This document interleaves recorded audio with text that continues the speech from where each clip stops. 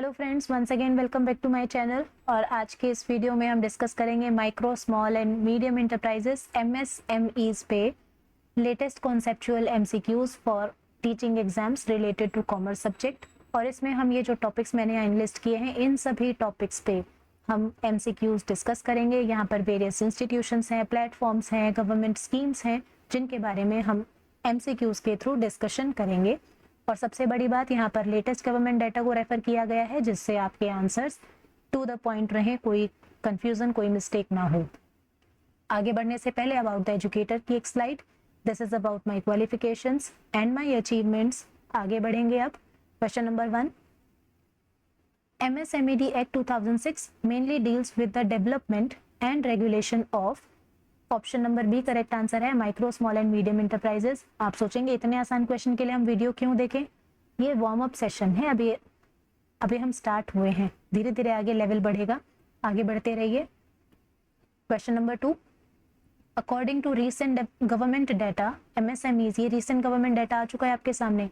MSMEs contribute approximately what share in India GDP, India के total सकल घरेलू उत्पाद में MSMEs का कितना कंट्रीब्यूशन होता है? यहाँ करेक्ट आंसर है ऑप्शन नंबर सी। और आप देखेंगे कि यहाँ पर जो डिटेल्स ली गई हैं, जो फिगर्स लिए गए हैं, फैक्ट्स लिए गए हैं, वो गवर्नमेंट वेबसाइट से लिए गए हैं, तो आप इनको आंख बंद करके भरोसा कर सकते हैं। आगे बढ़ेंगे। Question number 3, according to recent government data MSMEs contribute approximately what percentage to India's total export? यहाँ करेक्ट आंसर है ऑप्शन नंबर सी। टोटल कितना कंट्रीब्यूट करती हैं? 48.58%। आगे बढ़ते हैं क्वेश्चन नंबर 4 पे। The primary objective of MSMED act 2006 is to, क्या इनका ऑब्जेक्टिव है? सबसे पहला क्या करते हैं? ये फैसिलिटेट करते हैं promotion and development of MSMEs। Correct, ये इसका यहाँ पे करेक्ट डिटेल है आपके सामने। Question number 5, which of the following would most likely lead to the loss of MSME status? आपका MSME status कब आपसे छिन जाएगा? जब आप क्रॉस कर देंगे प्रिस्क्राइब्ड इन्वेस्टमेंट और टर्नओवर लिमिट, तो आप MSME से निकलकर आप एक लार्ज इंडस्ट्री कहलाएंगे।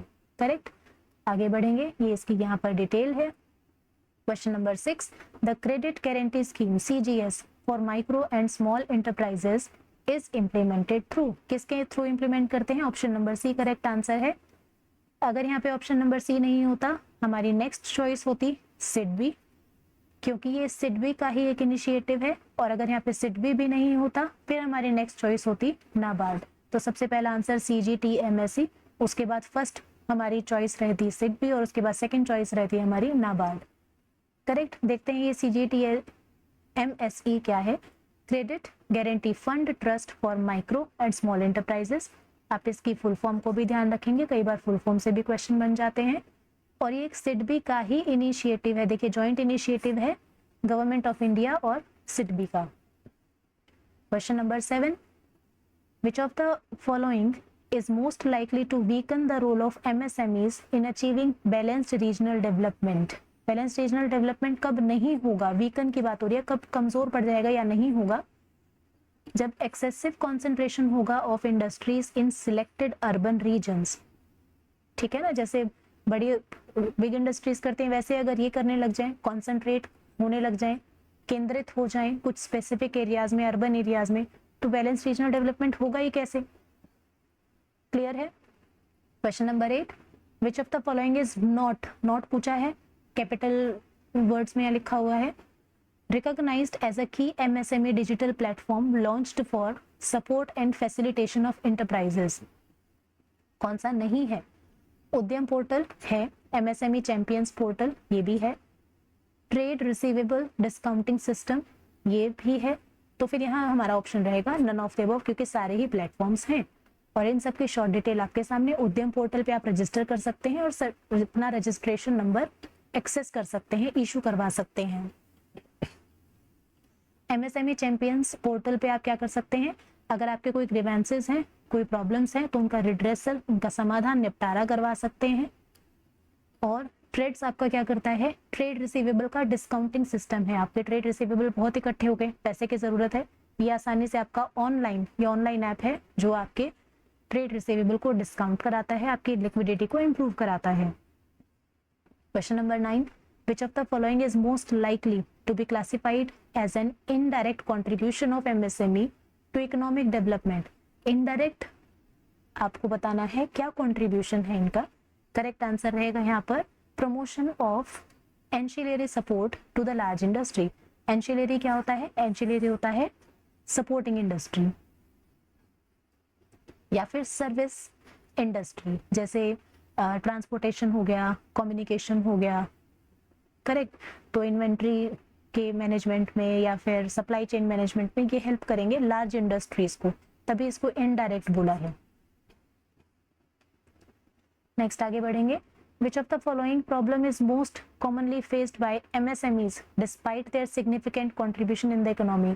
प्रॉब्लम्स की बात कर रहे हैं तो प्रॉब्लम इसमें से अगर आप ढूंढेंगे तो लिमिटेड एक्सेस है क्रेडिट का और मॉडर्न टेक्नोलॉजी का। आसान है ये तो, आगे बढ़ते हैं। The online dispute resolution ODR portal launched by ministry of MSME in 2025 primarily aims to. ODR का पर्पस क्या है? डिजिटाइज करना और सिंप्लीफाई करना। वापस चलेंगे क्वेश्चन पे। डिजिटाइज करना और सिंप्लीफाई करना, simplify resolution for of delayed payment dispute for MSME। अगर आपकी पेमेंट्स अगर डिले हो जाती है, कोई देरी कर रहा है पेमेंट करने में, तो आप उसके लिए ऑनलाइन आप रेज कर सकते हैं अपने complaints. Correct. Next is which government scheme provides holistic support to artisans and crafts people through skill training. यहाँ पे कौन सी स्कीम प्रोवाइड करती है, आपको स्कीम का नाम बताना है। और साथ में सबसे अच्छी बात है कि यहाँ पर ऑप्शन दिया गया है कि ये स्कीम क्या क्या प्रोवाइड करती है। तो ये स्कीम प्रोवाइड करती है skill training, PM Vishwakarma certificate and ID card tool kit incentive up to ₹15,000, collateral free enterprise development loans. तो यहाँ पे आंसर छुपा है।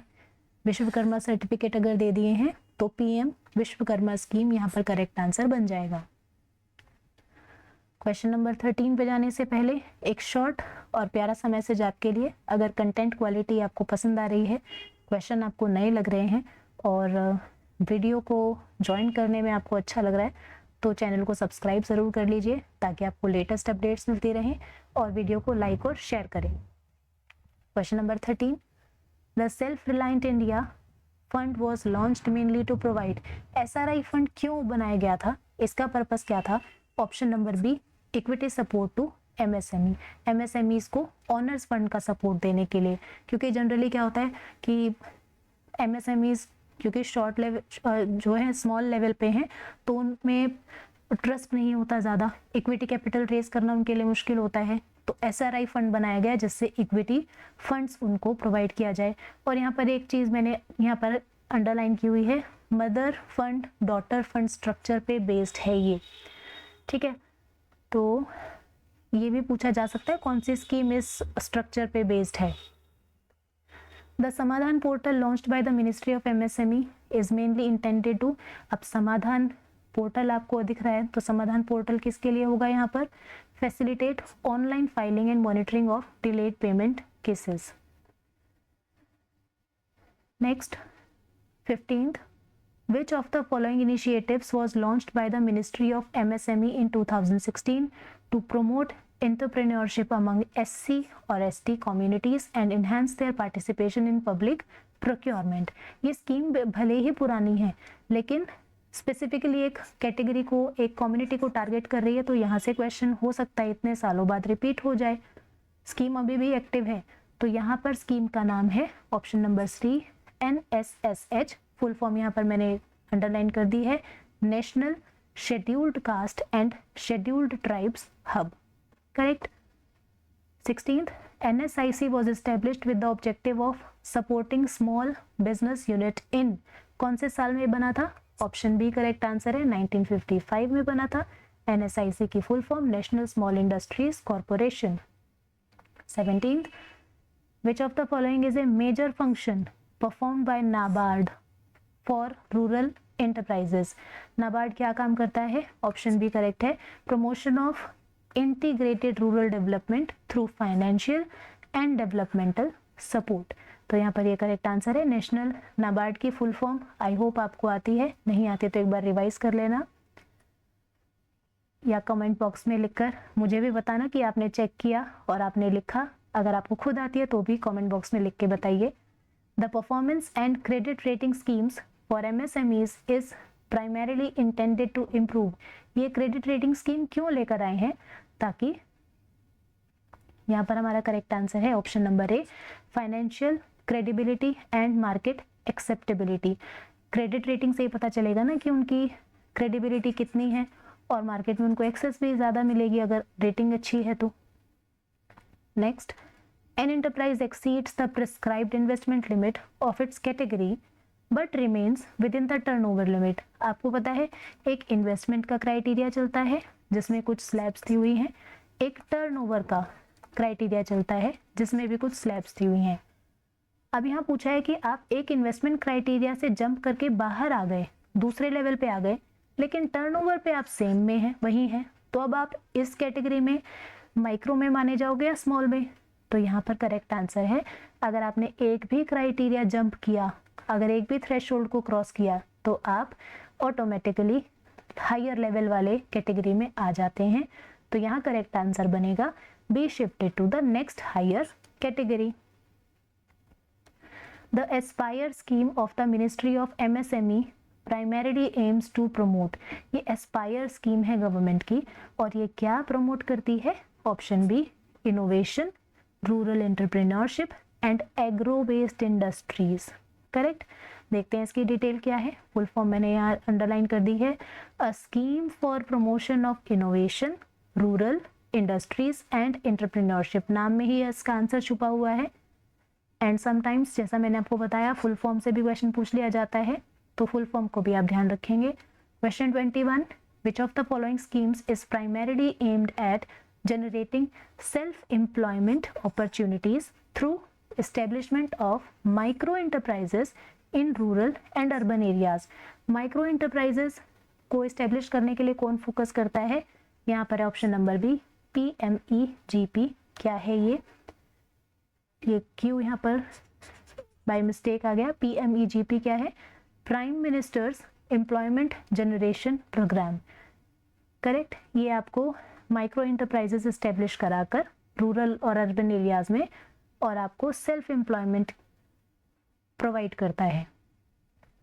Next is under the MSMED Act 2006 MSME classification is presently based on. ये हमने पहले भी एक क्वेश्चन के पार्ट में डिस्कस कर लिया। इन्वेस्टमेंट क्राइटेरिया और टर्नओवर क्राइटेरिया, दो क्राइटेरियाज साइमल्टेनियसली चलते हैं। Question 23, which of the following enterprises is generally considered the smallest category. ये सबसे बेसिक, बहुत ही बेसिक आंसर है। माइक्रो लेवल पे आपसे आंसर पूछा जा रहा है कि माइक्रो आंसर दे दो, क्योंकि जैसे एक्ट का नाम है वैसे ही इसमें सीक्वेंस है। सबसे पहले माइक्रो, फिर स्मॉल और फिर मीडियम। तो सबसे छोटी इसमें से हो जाती है हमारी माइक्रो। आगे बढ़ते हैं। Which of the following outcomes is most directly associated with the decentralised nature of MSME। MSME क्या है? केंद्रित नहीं है, वो फैली हुई है, डिस्पर्स्ड है, डिसेंट्रलाइज्ड है। तो इससे क्या मोस्ट डायरेक्टली क्या इसका आउटकम निकल के आता है? इसका आउटकम निकल के आएगा reduction in regional economic disparities. Disparities नहीं होंगी बल्कि बैलेंस होगा। करेक्ट। SFURTS स्फूर्ति scheme launched by the government of India is mainly associated with. देखिए मैं आपको हिंट दूंगी, जब आप स्फूर्ति स्कीम के बारे में सोचें तो आप क्लस्टर्स के बारे में सोचें। क्लस्टर बनाना मतलब एक तरह से ग्रुप बना देना, ठीक है। तो यहाँ पर क्लस्टर वर्ड मुझे यहाँ हिंट मिल गया। ये स्फूर्ति स्कीम क्या करती है? Development of traditional industries and cluster, और उनके क्लस्टर्स बनाती है ये स्फूर्ति स्कीम। यहाँ पर इसकी फुल फॉर्म है scheme of fund for regeneration of traditional industries. Correct. और ये सपोर्ट करती है सेक्टर्स जैसे khadi, village industry, coir industry, इनके क्लस्टर्स बनाती है ताकि वो मजबूती से, जैसे यूनाइट होके एकता में बल है बोला जाता है ना, तो उनके क्लस्टर्स बनाती हैं ताकि वो इकट्ठे होकर यूनाइटली ज़्यादा अच्छा परफॉर्म कर सकें। 26, विच of the following government bodies primarily act as a nodal support agency for promotion and development of small scale industries in India. तो यहाँ पे हम एजेंसी की बात कर रहे हैं, किसी बैंक की नहीं. यहाँ पर रहेगा option number B correct answer, national small industries corporation. 27. Which of the following features gives MSMEs a comparative advantage in adapting to changing market condition?